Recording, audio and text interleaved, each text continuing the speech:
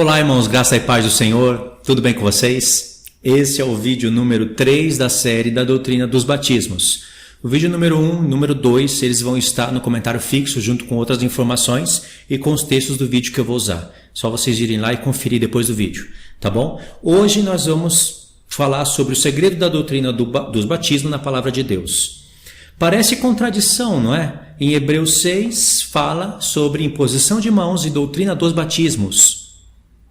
E em Efésios 4 você vai ver que fala de um só batismo. A palavra de Deus tem um só batismo ou tem vários batismos? Vou mostrar para vocês aonde que está o erro na leitura desses textos. E aí também vamos falar das duas casas de Israel, porque entre esses dois textos tem ali as duas casas de Israel, ok? Então é o seguinte, no vídeo passado eu falei sobre 3 batismos na palavra de Deus. Esses 3 batismos formam um só batismo. Assim como os 7 Espíritos de Deus formam um só Espírito, os 2 evangelhos, o evangelho da circuncisão e o evangelho da incircuncisão, formam um só evangelho. Assim os batismos, que são 3, formam um só batismo. São etapas na vida de um cristão. Primeiro batismo de arrependimento. Batismo nas águas, começou com João Batista. Segundo batismo de obediência, como Pedro fala. Deus concede o Espírito Santo àqueles que lhe obedecem. Então, aqueles que lhe obedecem recebem o Espírito Santo após ser batizado nas águas, e aí ou falam em línguas, ou profetizam, ou fazem as duas coisas ao mesmo tempo. O batismo no fogo, que é o terceiro batismo, é o batismo da aprovação. Após você declarar o Senhor e ser batizado nas águas, que também vale o sepultamento com Cristo e a ressurreição dos mortos, é um simbolismo, mas é palavra de Deus o batismo, é doutrina de Cristo. E após você receber o Espírito Santo, aí você vai ser provado pelo Senhor em algum momento da vida ou em alguns momentos da sua vida. Vamos lá. Hebreus 6, do 1 ao 3. Por isso, pondo de parte os princípios elementares da doutrina de Cristo, deixemo-nos levar para o que é perfeito, não lançando de novo, à base de arrependimento e de obras mortas e da fé em Deus, o ensino de batismos e da imposição de mãos, da ressurreição dos mortos e do juízo eterno. Isso faremos se Deus o permitir. Leia aqui de novo. Perfeito. Está vendo essa palavra? Não lançando de novo a base do arrependimento de obras mortas, 1. E da fé em Deus, 2. O ensino de batismos, 3. Imposição de mãos, 4. Da ressurreição dos mortos, 5. Do juízo eterno, 6. Esses 6 pontos são coisas perfeitas. Para você ensinar sobre o juízo eterno, você vai ter que dominar primeiro o trono de Cristo, tribunal do trono branco, milênio. Você vai ter que dominar todos os assuntos referentes à palavra de Deus, todos os assuntos referentes à escatologia. Isso é perfeito. Já começo por aqui. Tem um montão de gente que entende esse texto errado. Como se essas coisas aqui fossem os princípios elementares da doutrina de Cristo e você tem que deixar isso de lado e prosseguir para o que é perfeito. Tem alguma coisa mais perfeita do que esses pontos aqui? São pontos da nova aliança. Nova aliança é perfeita. Já é falado em Hebreus 7 que a nova aliança é perfeita e a antiga aliança é imperfeita, contrastando as duas alianças. Essas daqui, esses 6 pontos que nós lemos, são obras da nova aliança. Ok? Batismos, plural. Agora vamos em Efésios 4. Vamos ler a partir do 1 até o 6. Rogo-vos, pois, eu, prisioneiro no Senhor, que andeis de modo digno da vossa vocação em que fostes chamados, com toda a humildade, mansidão, com longanimidade, suportando-vos uns aos outros em amor, esforçando-vos diligentemente por preservar a unidade do Espírito no vínculo da paz. Há somente, conta aí, um só corpo, 1, e um só Espírito, 2. Como também fossem chamados, 3, numa só esperança da vossa vocação. Vamos pôr aqui, da vossa vocação. 3, né? 4, há um só Senhor. 5, uma só fé. 6, um só batismo. 7, um só Deus e Pai de todos. Ou 7, um só Deus. 8, Pai de todos. O qual é sobre todos, age por meio de todos e está em todos. São 7 ou 8 pontos aqui que o apóstolo Paulo está falando para os Efésios. Só que uma coisa é você não conhecer as duas casas de Israel, outra coisa é você conhecer. Por que eu estou falando isso? Porque aqui, irmãos, ele está falando para as duas casas de Israel, escrevendo essa carta num tempo de transição de alianças entre judeus, quando judeus e gentios estavam ali brigando. Circuncisão, templo, sacrifícios, tinha toda essa confusão naquela época. E o diabo estava se aproveitando disso para enganar muitos, né? Impedindo que a palavra fosse pregada para judeus e depois para gentios. Em Efésios 2, você vai ler Efésios 2, do 4 ao 22. O que você vai encontrar dentro desses pontos? Você vai encontrar o assunto da circuncisão, primeiro. Número 2, transição de aliança. Número 3, as duas casas de Israel. Número 4, edificação da casa de Deus. Você vai encontrar todos esses pontos dentro de Efésios 2. E você vai encontrar referências para os profetas, onde o apóstolo Paulo está chamando os gentios de casa de Israel. Aonde, pela revelação dos profetas, conectada com o livro da lei, você vai entender que os gentios são chamados para fazerem parte das 10 tribos, não com sangue, não com carne, mas o Israel espiritual, para fazer parte das 10 tribos, para se unir com as duas e formar o Israel de Deus. Eu não sei como tem pessoas que conseguem separar a igreja de Israel lendo Efésios 2. É muita falta de conhecimento e muita vontade de sustentar a doutrina de homem. Porque, grava isso que eu vou falar, a única coisa que impede alguém de acreditar nas duas casas é quando a pessoa quer sustentar a doutrina infiel e infeliz do arrebatamento secreto até o fim. Isso é o que impede as pessoas de acreditarem na doutrina das duas casas, que está sendo falada pelo apóstolo Paulo em Efésios. Está sendo mencionada. Entendeu? Ok. O que tem a ver isso com a doutrina dos batismos? Tem tudo a ver, porque em Efésios 4, ele está falando para as duas casas. Olha, há um só Pai, um só Deus. Também existe uma só fé, um só batismo, um só Espírito. Vocês têm que andar em paz, preservar o vínculo da paz, andar em amor. Aqueles 7 pontos têm que estar unidos entre judeus e gentios, porque em Efésios 2, ele já falou que o Senhor Jesus tirou o muro da inimizade que havia entre ambos os povos, judeus e gentios. Essa inimizade já estava lá nos profetas. O livro de Reis conta as grandes brigas das duas casas de Israel quando Deus dividiu o reino. Ainda era casa de Israel, casa de Israel sem misturar com gentios. Depois vem os profetas, Oséias principalmente, depois Isaías, e começa a profetizar a rejeição do reino da casa de Israel. E o próprio profeta Israel profetizou a restauração desse reino, chamando os gentios para fazerem parte no futuro. E aí o Senhor quebra essa doutrina de fazer parte de carne, de sangue. E aí os gentios entram pela fé. É pela fé, mas essa fé não anula o trabalho de Deus. Não anula de maneira nenhuma.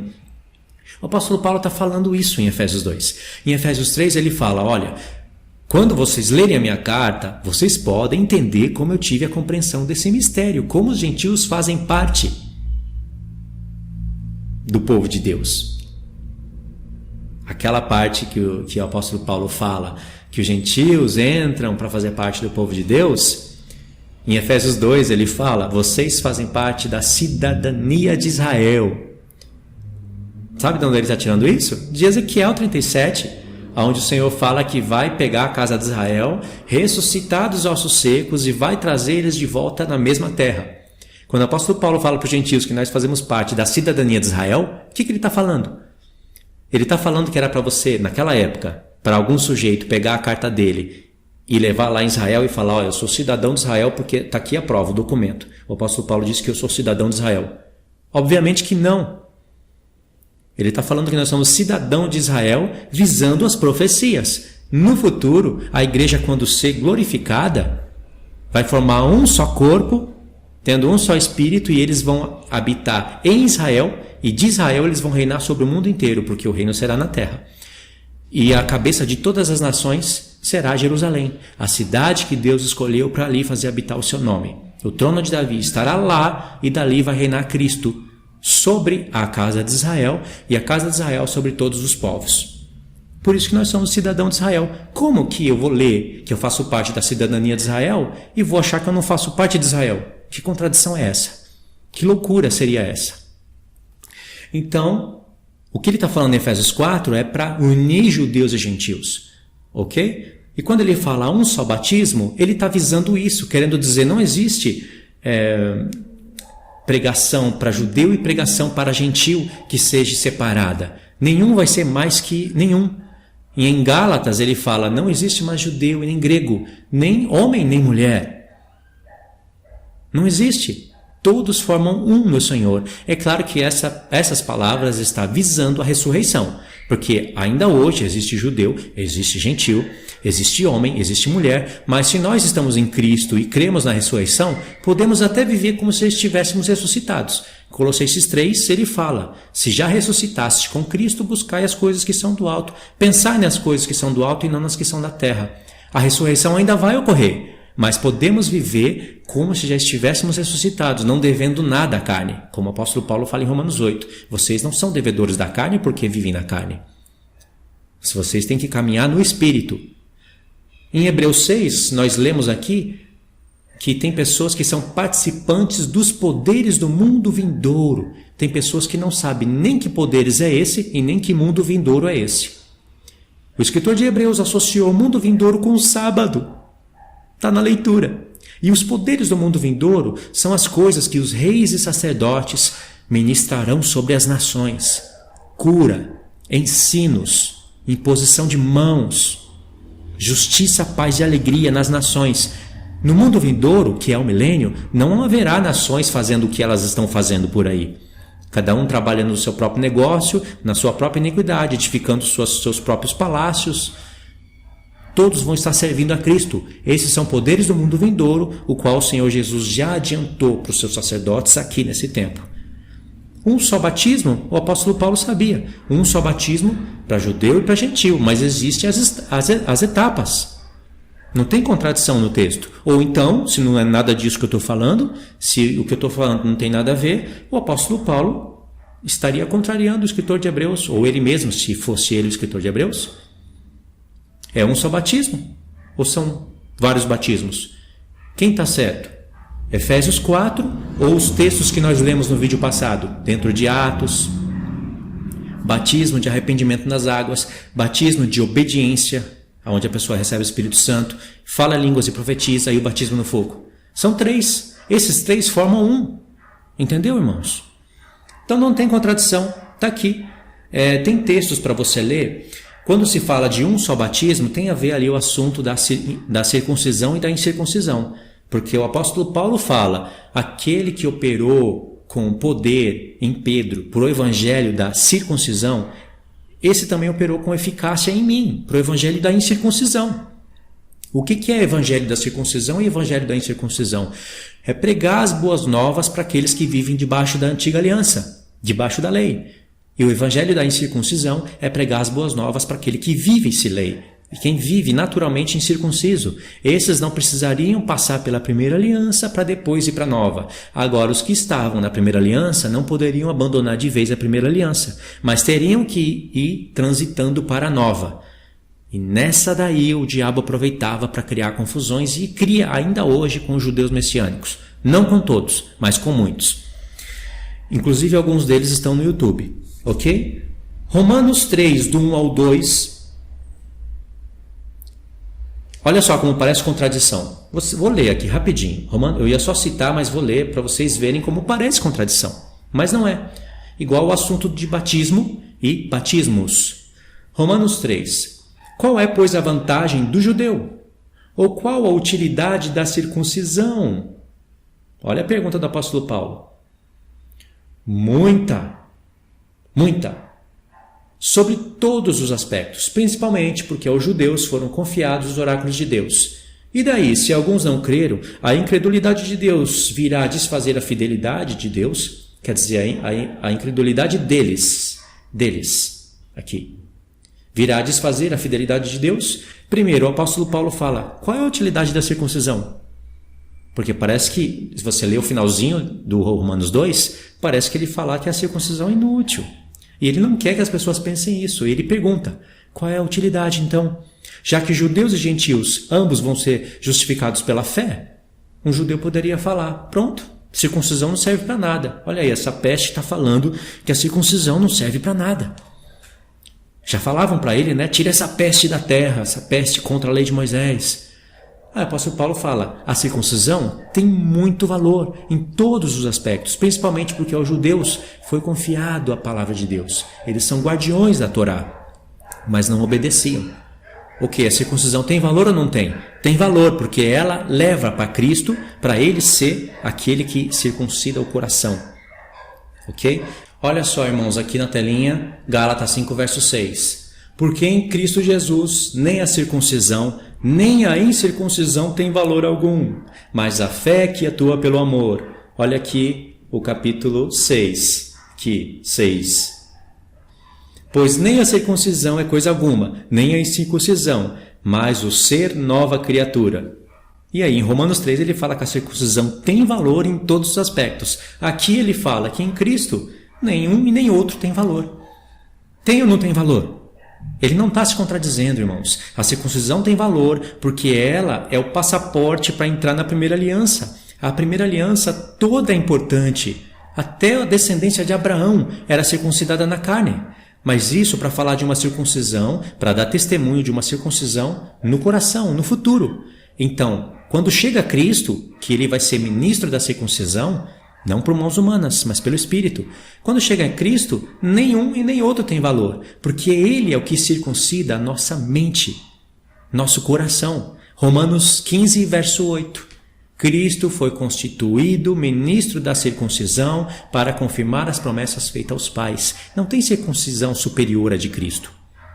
Entendeu? Anota aí, Romanos 15, verso 8. Aí Colossenses 2, para fechar o vídeo, diz assim. Podemos ler do 10 ao 12. Colossenses 2, do 10 ao 12. Também nele estáis aperfeiçoados, ele é o cabeça de todo principado e potestade, nele também fostes circuncidados, não por intermédio de mãos, mas no despojamento do corpo da carne, que é a circuncisão de Cristo. Tendo sido sepultados juntamente com ele no batismo, significa que a circuncisão de Cristo é sepultados juntamente com ele no batismo, no qual igualmente fostes ressuscitados mediante a fé no poder de Deus que o ressuscitou dentre os mortos. Irmãos, a circuncisão na nova aliança é essa, passar pelas águas, batismo de arrependimento, não é? Receber o batismo de obediência, onde você recebe o Espírito de Deus, ele vai te fazer lutar contra a carne, e aprovação, o batismo da aprovação, ele quer te provar. Isso é o batismo de Cristo, é o Espírito de Cristo que faz isso em nós. Tem contradição? Não tem. O batismo é bíblico, os 3 batismos formam um só, a palavra de Deus é bem clara em todos esses pontos. Esse daqui foi o 3º vídeo, e eu quero ler as perguntas dos irmãos para depois eu continuar essa série, tá bom? Acredito que foi claro, né? Mas tem mais coisas, é claro que tem mais coisas. Tem as figuras, né? Tem as aparentes contradições e nós vamos assistindo, nós vamos vendo isso daí. Na verdade, tem mais um estudo aqui preparado, só que eu vou esperar aqui o comentário dos irmãos para dar prosseguimento, tá bom? É isso daí, irmãos. Obrigado por ter assistido até aqui. Assista os vídeos anteriores, vê aí no comentário fixo, vai estar ali as playlists, as informações. Verifica a inscrição no canal, compartilhe o vídeo. Muito obrigado. Deus abençoe e fiquem todos na paz.